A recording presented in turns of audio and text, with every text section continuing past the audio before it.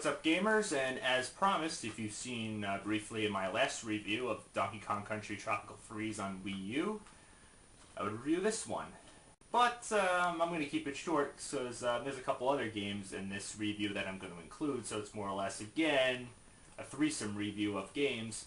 3 games to be exact, so let's break it down and keep it short. Sweet and to the point, as I would always say.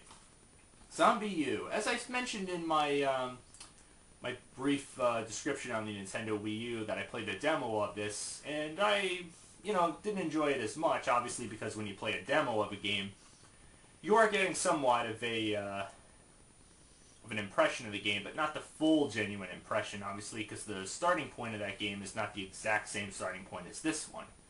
But I played it, and tell you the truth, it's not as bad as I thought it would be.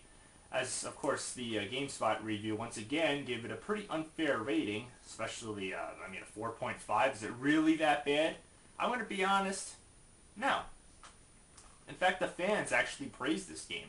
Granted, as I said before, it's not quite as good as Resident Evil 4 or 5, per se, but it's still pretty enjoyable. Plot, and I do say plot loosely, is that, of course, London, out of all places, has been overrun by zombies. I don't know if this includes the entire world, but the setting is in London. Guess you could say London Bridge has fallen down.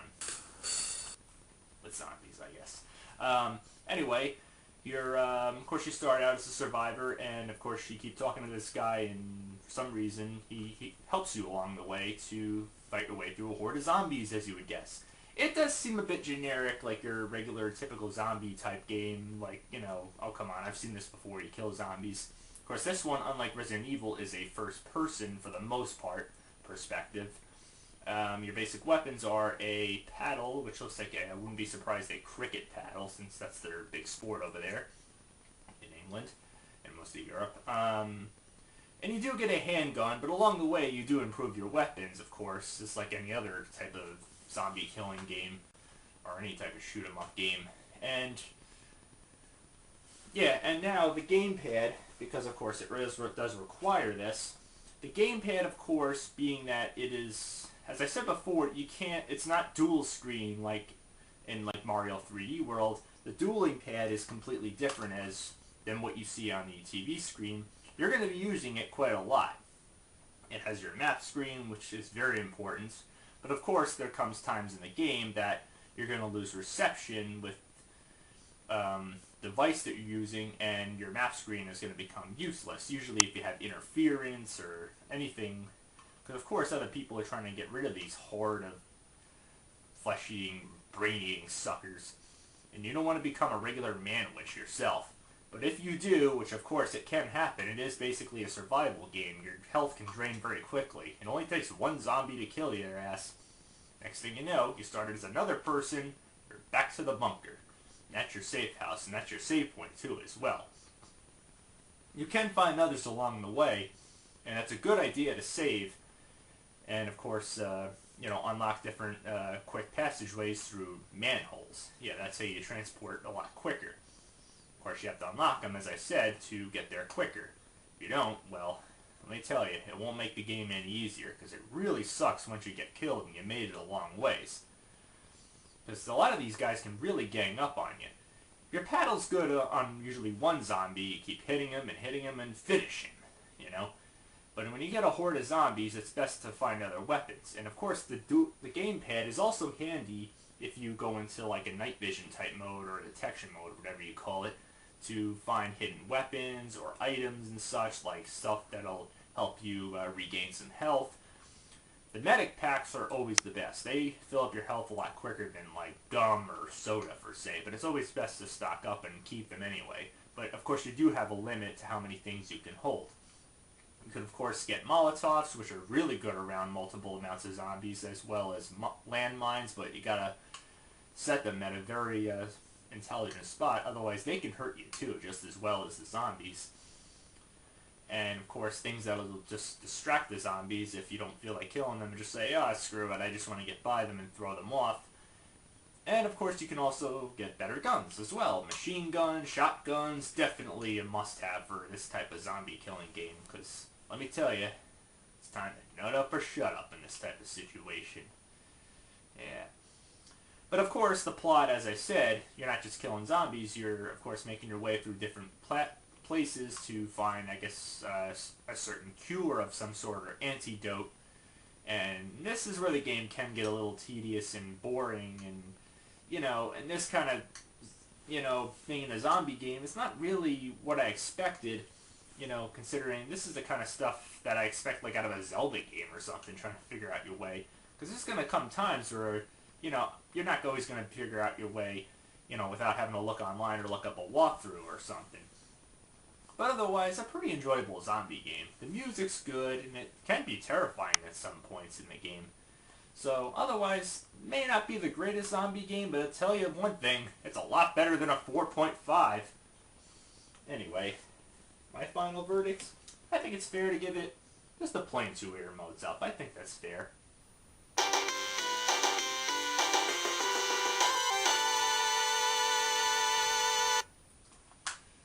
So, next one, I'm going to talk pretty brief. I promise this time it's going to be shorter. Super Mario Brothers U. Yeah, and of course it came with Luigi U. This came with my console, as I mentioned. And I always keep shutting this one out. Do I hate this game? No. I actually enjoyed this one. It just... The idea, its originality is not... it's not very original, as I said before. How many times have we seen this idea? 2D side-scrolling, classic Mario game. I mean, obviously I love the Mario 3D World to death. I absolutely adored the hell out of that game. So I obviously had to play that one before this one. But I still played this one anyway. Is there any new ideas? Yeah. Aside from Luigi, of course, having his own game, if you can really call it his own game, it's more or less just this game's DLC in disguise. But actually, it's a harder version of this game with, more restrained time limits and, of course, harder levels, even though they're a lot shorter. They are very hard. Yeah. But, if you like challenging yourself, go for Super Luigi U. Otherwise, if you don't like it as much, stick to Mario U. But it's still enjoyable, it's playable. The newest suit that you get is, of course, the Acorn suit. Yeah, it's not quite as useful as the propeller suit. Yeah, they bring that one back. Of course, they brought the Fireball Mario and the Penguin suit Mario with the freeze ball. And of course, the mission, as you can guess, save Princess Peach. Haven't seen that before, have we? But I can't ditch this game. It's a Mario game, it's playable, it's a fun adventure. I'm sure anybody who's bought the Wii U is willing to try that one out, but obviously I recommend Super Mario 3D World before that one. So, my final verdict, yeah, I give it a Wii Remote, Wii Motion Plus, and a plain Wii Remote out. I can't lie, it was enjoyable.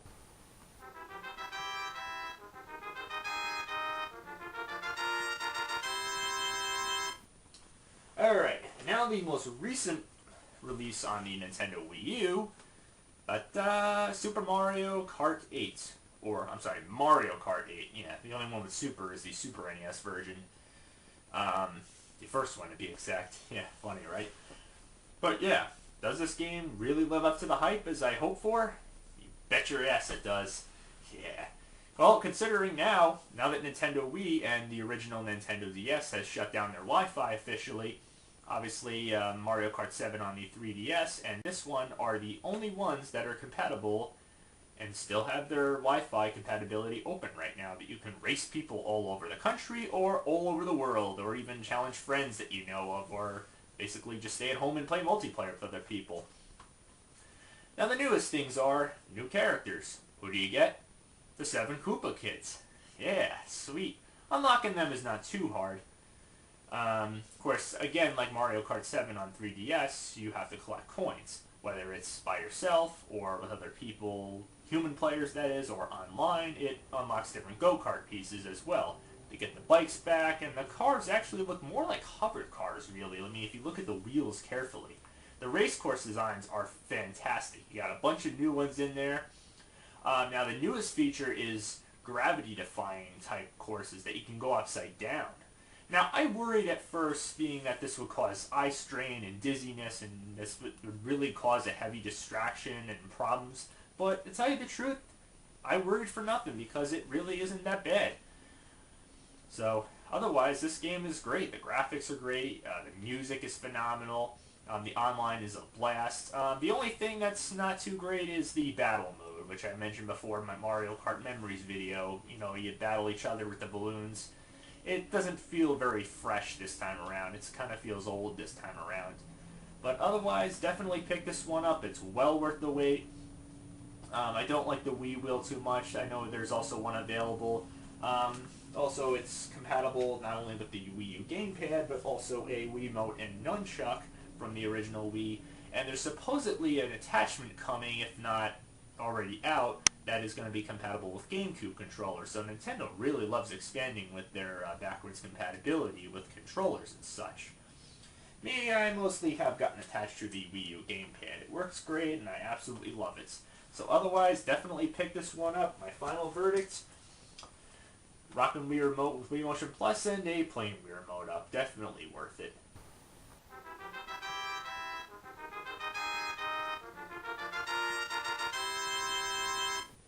So, till next time, happy gaming.